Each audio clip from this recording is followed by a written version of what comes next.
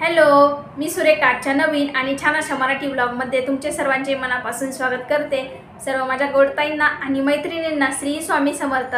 तर नवीन दिवसाची नवीन झाली आहे सुरुवात आणि नवीन व्हिडिओची देखील झाली आहे सुरुवात। तर ताईंनो, व्हिडिओमध्ये कंटिन्यू रहा आणि व्हिडिओ आवडला असेल तर व्हिडिओला लाईक करायला विसरू नका आणि माझ्या चॅनलवर नवीन असाल आणि तुम्हाला माझे व्हिडिओ जर आवडत असतील तर सबस्क्राइब देखील करा। तर ताईंनो, मला तुमच्याशी ना आज खूप अशा मनमोकळ्या गप्पा मारायच्या आहे आणि काहीतरी असं शेअर करायचं आहे, त्यामुळे मी अशी बसली तुमच्याशी गप्पा मारण्यासाठी।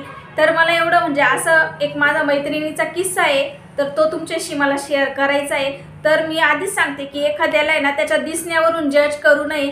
तर विषय असा आहे की आम्ही दोघी ना क्लासमेट, एक माझी मैत्रीण आणि मी। तर विषय असं झाला की काही दिवसापूर्वी ना ती आजारी पडली आणि खूप आजारी पडली।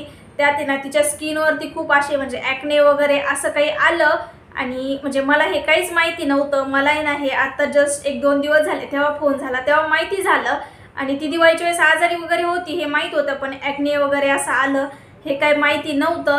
आणि विषय असं झाला की ती आणि आम्ही सोबतच आहे आणि तिलाही 5 वर्षाचा मुलगा आहे। तर तिचा नवरा आहे ना, तिला ते ॲक्ने वगैरे आले चेहऱ्यावरती ना, त्याच्यावरतून त्रास देतो आणि त्याच्यावरतून तो तिला डिवोर्स घ्यायचा असं म्हणतोय। तो तिला तिच्या दिसण्यावरून जज करतोय। आणि कसं आहे ताईंनो, आम्ही सोबतच होतो आणि ना आमची मैत्री अशी खूप घट्ट होती। पण कसं आपले कॉल झाले मग आता मुली काय करतात कधी कधी का आपले घरातले वाद नको कोणाला सांगायला, त्यासाठी तिने याच्या आधी कधीही मला सांगितलं नव्हतं। पण विषय असं झाला की ना तो खूपच त्याचा त्रास वाढत चालला आणि आता तो खूप त्रास देतो, मारहाण करतो वगैरे। आणि घरातले तिचे सासू सासरे ना हे तिला काहीच म्हणत नाही, त्यांच्यापासून तिला काहीच प्रॉब्लेम नाही। पण तो नवरा आहे ना, तिला ते ॲक्ने आले आणि तिचा चेहरा आहे ना पूर्ण असा भरलाय। ती खूप आजारी होती आणि त्यात तिने ज्या मेडिसिन्स वगैरे घेतला त्याचं ते पूर्ण चेहऱ्यावरती उमटलं आणि चेहरा खूप भरला तिचा। त्यामुळे मग तो म्हणतो तिला की डिवोर्स घे आणि ना ट्रीटमेंट वगैरे घेऊ शकतो आपण, असं तिने त्याला सांगितलं की आपण ट्रीटमेंट वगैरे घेऊ, दवाखान्यात जाऊ। तर त्याला ते पण नकोय, त्याला फक्त तिच्याशी डिवोर्स पाहिजे, कारण तो फक्त तिला आहे ना तिच्या ते दिसण्यावरून जज करतो। तो तिला म्हणतो की मी तुला आहे ना असं बाहेर नेऊ शकत नाही, मला लाज वाटते वगैरे। तर मला तुम्हाला एवढं सांगायचे की कोणाला त्यांच्या दिसण्यावरून जज करू नये, कारण आपण कसं त्याच्या दिसण्यावरून जज करतो पण त्याच्यात काय कलागुण आहे हे आपण पूर्ण विसरून जातो। आणि प्रत्येक व्यक्तीत त्याचं काहीतरी कलागुण हे असतंच, फक्त कसं असतं काही जण एक्सप्लोअर करतात तर काही जणांना ते एक्सप्लोअर करायची संधी भेटत नाही असं होतं। तर तिच्यात आहे ना ती स्वयंपाक वगैरे असं खूप छान करते, कुकिंग तिचं खूप छान आहे। कुठलाही पदार्थ तिला बनवायला लावा ती व्यवस्थितच बनवती असं, तिच्यात आहे ना कुकिंगचं खूप छान टॅलेंट आहे। पण तो फक्त तिला आता आहे ना तिच्या दिसण्यावरून जज करतो आणि त्यावरून तिला डिवोर्स घे वगैरे असं म्हणतो। आणि तिने आजपर्यंत हे कोणाला सांगितलं नाही, हे सगळं दिवाळीपासून चालू आहे, आता जवळ 5-6 महिन्याचा काळ गेला। तर हे ना तिने कोणालाच सांगितलं नव्हतं। पण एक दिवसच तिचा आणि माझा फोन झाला आणि असंच बोलता बोलता मी तिला म्हटलं का गं, बऱ्याच दिवसापासून कॉल नाही काही नाही, मी पण नाही केला आणि तू पण नाही केला, असं आम्ही जस्ट बोलत होतो। आणि तेवढ्यात मग तिने ते सांगितलं, याच्या आधी तिने मला सांगितलंही नव्हतं। आणि मला ते तिचं ऐकून आहे ना खूप असं वाईट वाटलं की कसं लोक कशा विचारांचे असतात। आणि आधी त्याला बायको आवडत होती आणि आता अचानक तिला ॲक्ने वगैरे आले किंवा मग तिचा चेहरा एवढा खराब झाला आणि अचानक त्याला बायको आता नावडती झाली का, फक्त तिचा चेहरा खराब झाला म्हणून। तर आपण त्याच्यावर काय उपाय करू शकतो हा तो विचार काहीच करत नाही, फक्त तुझा चेहरा खराब आहे, तू डिवोर्स घे, तू मला आवडत नाही असं तू तिला म्हणतो। आणि कसं मुली ना ह्या गोष्टी सगळ्या काही सांगत नाही कोणाला, सुरुवातीला कसं त्रास सहनच करतात, तसं तिने केलं। पण ते जरा आता जास्त व्हायला लागलं आणि तिने काय मी माझं तिच्याशी बोलणं झालं, तिने काय अजून तिच्या आईवडिलांना वगैरे सांगितलं नाही। पण तिने असं सांगितलं की असं असं झालंय तर मी काय करावं वगैरे असं, तिचं असं जस्ट आमच्या दोघींचं बोलणं झालं आणि त्यावरती मी ना तिला जे काही सांगायचं ते सांगितलं। आणि शिवाय ना घरच्यांना काहीच प्रॉब्लेम नाही, त्यामुळे ती म्हणते काय करावं तेही कळत नाही, असं इकडून आड तिकडं विहीर अशा याच्यात ती गुंतली असं म्हणते। तर मी तिला दिलं काही सजेशन वगैरे आणि ट्रीटमेंट घ्या असं सांगितलं। पण मला एवढंच वाटतं त्या ठिकाणी कोणी असो तर कोणाच्या दिसण्यावरून कोणाला जज करू नये असं तरी मला वाटतं, कारण कसं कोणात काय टॅलेंट भरलेलं आहे हे आपण नाही सांगू शकत। एखादी खूप अशी काळी सावळी व्यक्ती असते पण तिच्यात ना इतकं छान टॅलेंट असतं काहीतरी ना, ती व्यक्ती काहीतरी नवीन करून जाते असं पण होतं। आणि एखादी व्यक्ती ना त्याच्या घरात खूप चांगलं काही असतं किंवा मग दिसायला खूप छान असते पण त्या व्यक्तीचे विचार आहे ना असे असतात की ते म्हणजे इतक्या खालच्या थराचे असतात, असे पण असतात. आणि तिचं आहे ना घरचं म्हणजे व्यवस्थित आहे, असं म्हणजे शेती वगैरे चांगली, 5 एकरच्या पुढंच असं शेती वगैरे जास्त आहे, त्यामुळं म्हणजे व्यवस्थित आहे सगळं. पण मग तो फक्त तिच्या चेहऱ्यावरती म्हणजे चेहरा खराब झाला यावरून तिला जज करतोय. तर मला तुम्हाला हेच असं शेअर करायचं होतं की म्हणजे असं कोणी करू नये, कुणाच्या दिसण्यावरून कुणाला जज करू नये. म्हणजे आपण इतकं वर्ष म्हणजे आपल्याला खूप आवडणारी बायको एकदम नावडती होते, किंवा मग एखादी व्यक्ती आपल्याला आवडती आणि ती अचानक नावडती होते का, तर म्हणजे तिचं स्किन खराब झाली किंवा मग तिला काही म्हणजे हेल्थ इश्यूज झाले त्यामुळं. तर असं कोणी करू नये, कारण त्याच्यावरती आपण कसं मात करून पुढे जायचं शिकलं पाहिजे. तर मला तुमच्याशी एवढं शेअर करायचं होतं, कारण तिचं जेव्हापासून ऐकलं ना तेव्हापासून मला म्हणजे वाटत होतं तुमच्याशी शेअर करावं, पण करू की नको हा विचार केला. पण नंतर परत मग तिला म्हणजे विचारलं की करू का शेअर, तर ती म्हणे कर शेअर, म्हणून आज हे तुमच्याशी शेअर केलं. आणि आता आहे ना जवळजवळ 6:15 वाजले, तर आज भाजीपाला आणायला जायचे. आणि ना एक उद्योग झाला आज माझ्याकडून, तर तो तुम्हाला दाखवते. आधी 2 मिनटं. म्हणजे झाला असं की ना मी मगाशी केस विचारत होते आणि त्यावेळेस आहे ना हे बघा माझी पोत आहे ना पूर्ण तुटून पडली. दाखवते मी तुम्हाला. हे बघा पूर्ण असे मणी सेपरेट झाले, कंगवा गुतला त्याच्यामध्ये आणि अचानक पूर्ण तुटली आणि सगळ्या रूममध्ये असे मणी असे झाले. तर आता ही पोत पहिली लागल मला. आणि मला ताई एक उपाय सांगा तुम्ही. तर आहे ना हे व्हाईट सिमेंट आहे, तर आहे ना 1-2 दिवस झाले तेव्हा आमचे मालक आले होते आणि असं थोडंसं गळत होतं ना, तिथं सिमेंट लावायचं होतं म्हणून ते म्हणे सिमेंट लावायचं. तर आहे ना स्टीलच्या डब्यात व्हाईट सिमेंट कालवलं आणि त्यानंतर आहे ना अर्जंट बाहेर जायचं होतं आम्हाला, त्यामुळे ह्या डब्यात आम्ही पाणीच टाकलं नाही आणि दोघंही निघून गेलो बाहेर. तर त्यानंतर झालंय असं की तो डबा पूर्ण कडक झालाय. आता मी याच्यात पाणी टाकून ठेवलेलं होतं, पण म्हटलं पाणी काढलं आता, म्हटलं तुम्हाला ते सिमेंट काढण्यासाठी काही उपाय असेल याच्यावरती तर सांगा मला, कारण चांगला डबा आहे हा, टिफिनचा डबा आहे आणि तो डबा खराब झाला आहे. तर मी बरेच प्रयत्न केले, म्हटलं आता बघू तुम्हाला विचारून कोणाला माहीत असेल तर, नाहीतर मग असं चाकूनी खरडून वगैरे तर काढावंच लागल. तर चला आता हे थोडंसं आता पोत ओवायची आहे, आज जमतं की नाही बघते. आणि पोत मी घरीच ओवणार आहे, तर आता बाजारात जाणार आहे आणि दोरा सुई घेऊन येते. आणि याचा उपाय काही असेल काढण्यासाठी तर मला नक्की सांगा ताईंनो. 6:15 वाजले आलेत, तर आता आम्ही निघणार आहे भाजीपाला आणण्यासाठी. तर आम्ही भाजीपाला घेऊन आलो पण आले होते सोबत आणि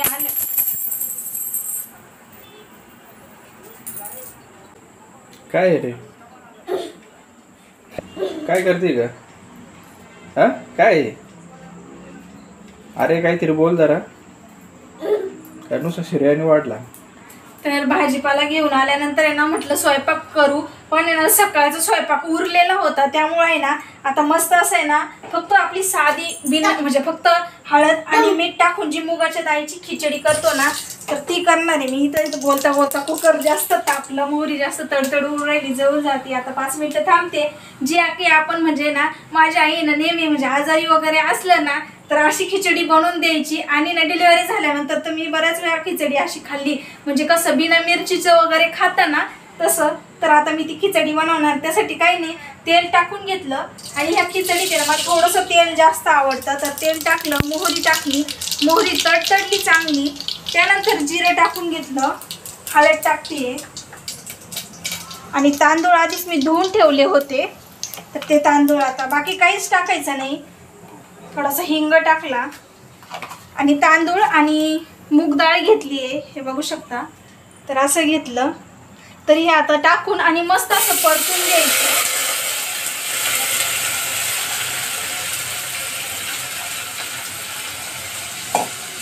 घे ग सरक बाजूचं. तू काय घेते, तुला काय सापडत नाही, काही नाही, काय घेते तू? हा तर हे असं मस्त असं परतू चांगलं परतायचं, जेणेकरून आहे ना म्हणजे ते हळदीचं ते सगळं एकजीव होतं. काय दोरा?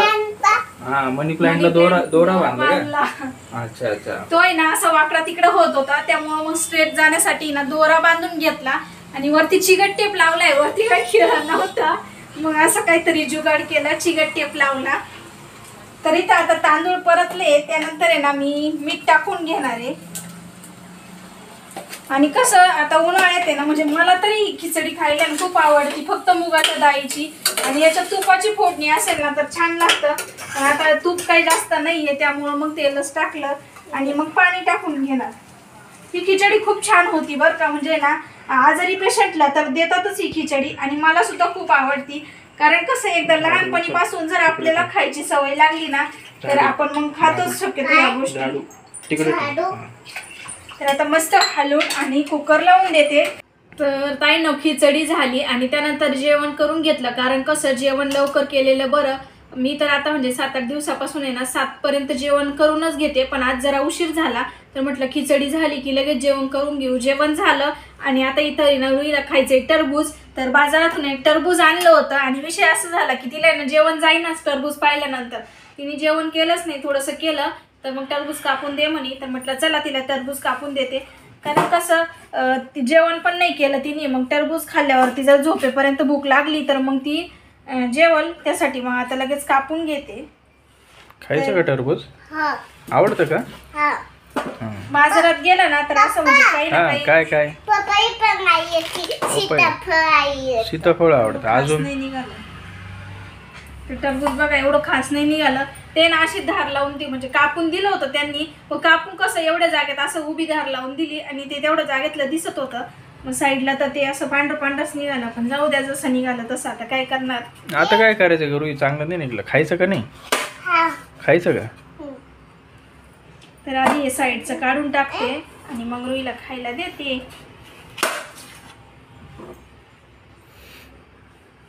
चला आता आम्ही टरबूज खाऊन घेतो. या तुम्ही पण आमच्यासोबत टरबूज खायला.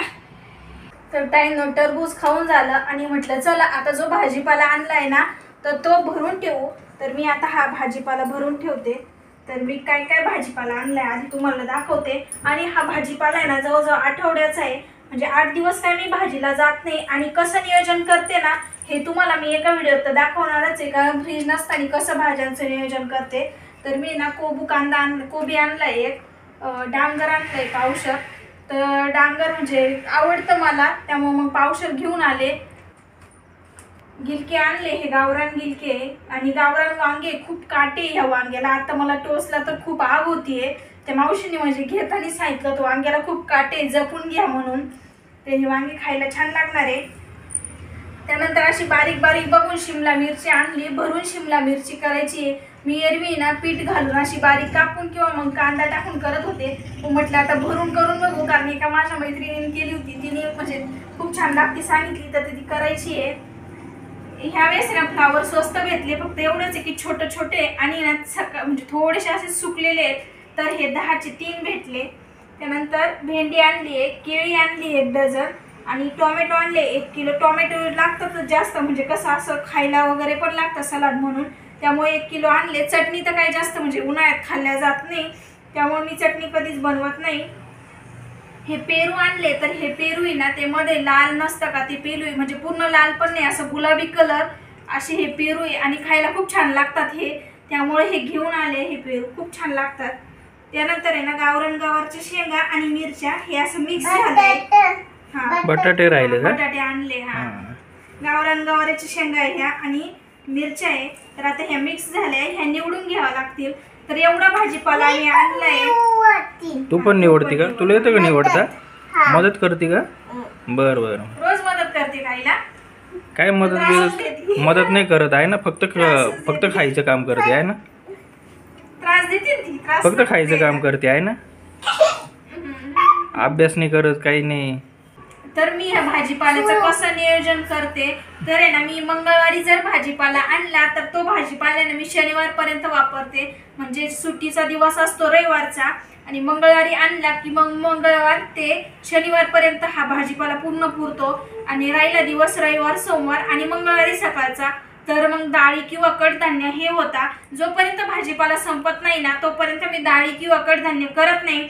मग एकदा शनिवारी किंवा रविवारी असं भाजीपाला संपला ना तर मग डाळी आणि कडधान्य करता येतात. आणि एखाद्या वेळेस इमर्जन्सी लागलंच तर इथे बिल्डिंग खाली म्हणजे 1-2 भाजीपाल्याचे गाड्या असतात, तर तिथून आणताच येतं. पण शक्यतो डाळी आणि कडधान्य हे सगळं खाल्ल्या गेलं पाहिजे ना, त्यासाठी मग हे शनिवारपर्यंत पुरलं की पुढचे 2-3 दिवस मग ते चालू होतं. तर अशा प्रकारे मी भाज्यांचं नियोजन करते आणि मी भाजीपाला कसा स्टोर करते. कशी बसली अशी बसली का?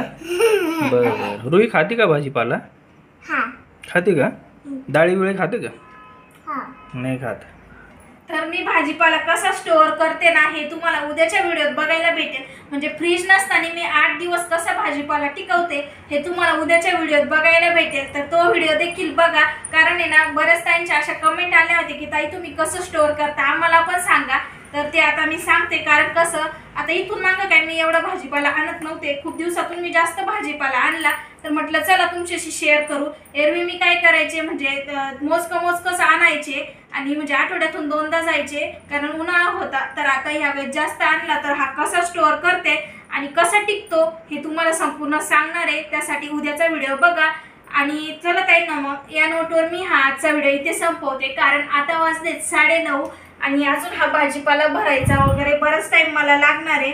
आणि अजून तरी पण भांडे घासायचे बाकी. आज जरा उशीरच झाला तर भांडे घासायचे भाजीपाला भरायचा तोपर्यंत माझ्या कशाही 10:30 ते 11 वाजले.